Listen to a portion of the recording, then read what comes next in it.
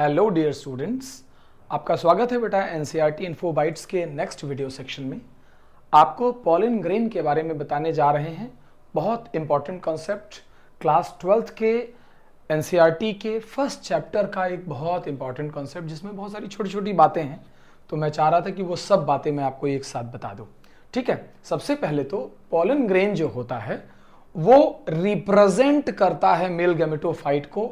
आप देख रहे होंगे मैंने ये वर्ड अलग से लिखा है, यानी pollen grain is not male gametophyte but it represent male gametophyte.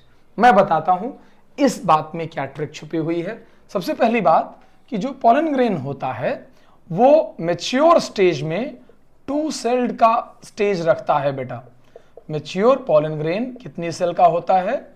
2 sales का होता है।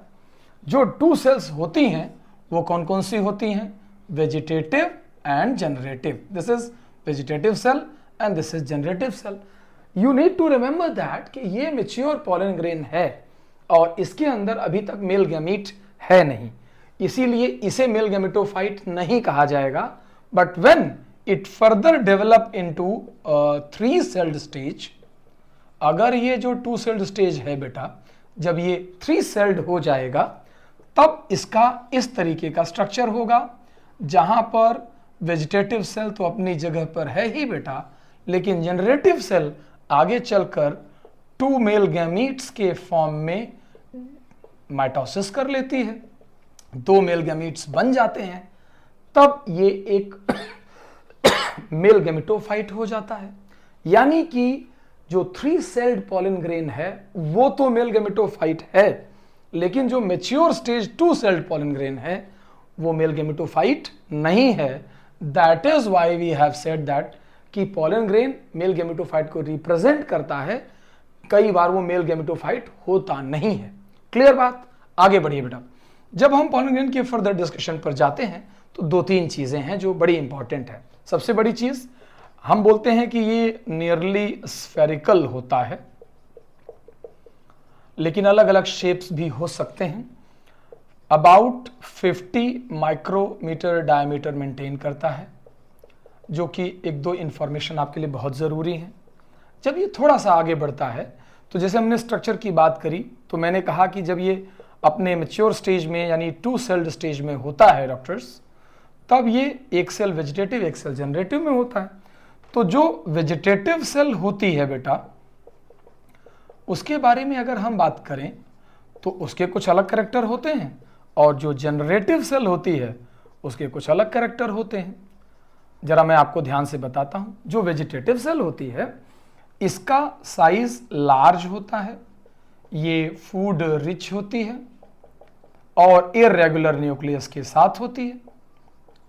इसका न्यूक्लियस इररेगुलर शेप का दिखता रहता है, ये सेल भी बड़ी होती है और इसमें फूड भी ज़्यादा स्टोर्ड होता है। जबकि जो जनरेटिव सेल होती है ये स्मॉल सेल होती है, स्पिंडल शेप की होती है।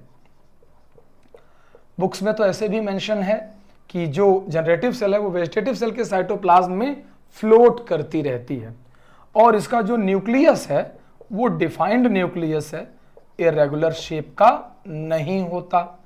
ये 2-3 डिफरेंसेस दोनों के बारे में याद रखिए।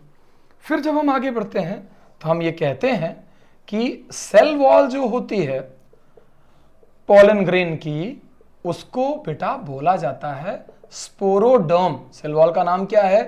स्पोरोडर्म। अब ऐसे समझाया जाता है कि स्पोरोडर्म 2 लेयर की होती है। यहां पर मैंने ऊपर मेंशन किया आपके लिए लेयर्स। तो जो उसकी आउटर लेयर होती है जिसे एक्साइन कहा जाता है, और जो इनर लेयर होती है उसे एंटाइन कहा जाता है। तो जो आउटर लेयर एक्साइन होती है वो बनी होती है स्पोरोपोलिनिन की। किसकी बनी होती है बेटा?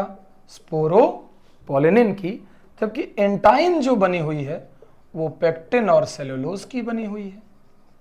सो आपको ये बात समझनी पड़ेगी कि पेक्टोसेलुलोज एक एंटाइन है और स्पोरोपोलिनिन एक्साइन। आपको एक इंपॉर्टेंट इंफॉर्मेशन और दे देता हूं। स्पोरोपोलिनिन इज द सब्सटेंस जिसे आज तक डिग्रेड करने वाला कोई एंजाइम नहीं बना, यानी not degradable by any enzyme.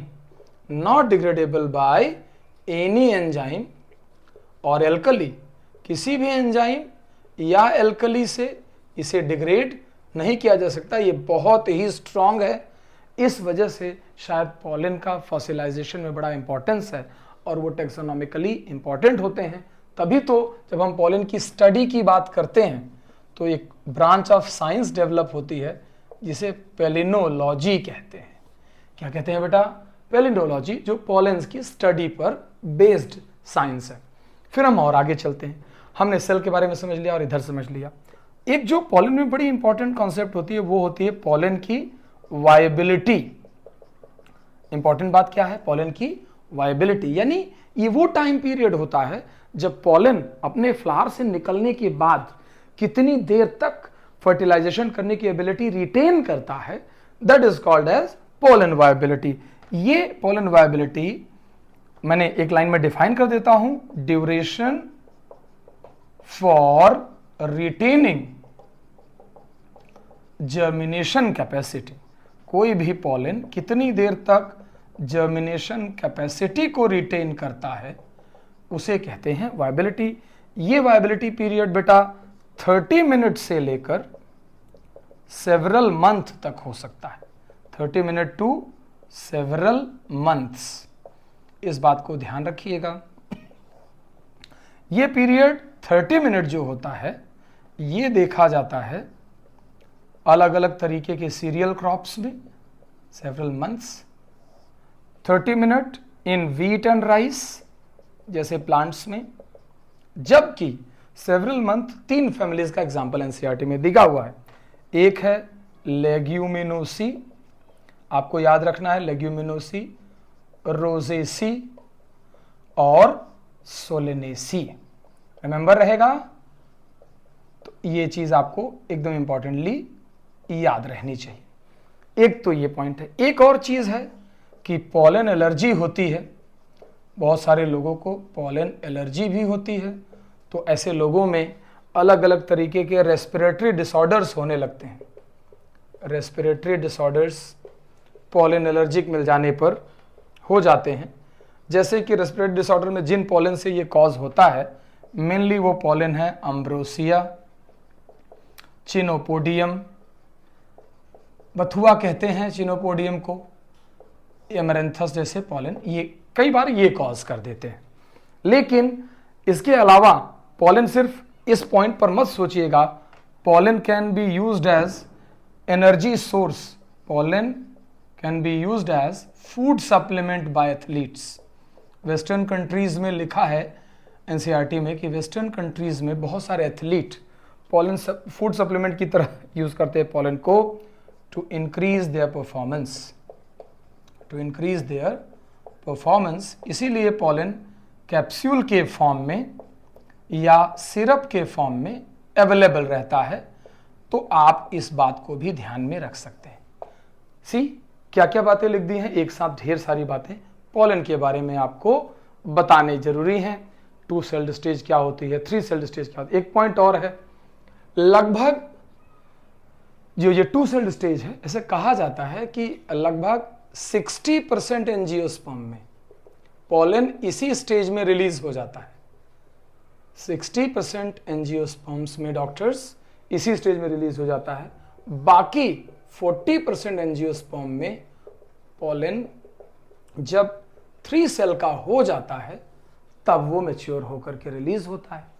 ठीक है, आई होप आपको एक क्विक रिवीजन के लिए बहुत इंपॉर्टेंट कॉन्सेप्ट्स यहाँ पर मिल चुकी हैं। इन्हें बाकायदा रिवाइज कीजिएगा। ये नाम बहुत इंपॉर्टेंट है, व्हीट राइस के साथ साथ इधर भी मेज़ का नाम भी इसी लिस्ट में आता है कि अगर 30 मिनट के बाद की हम बात करें तो ये पॉलन यूजलेस हो जाते हैं, तो इन्हें इतने ही टाइम में फर्टिलाइज करना होता है। टेक केयर बेटा।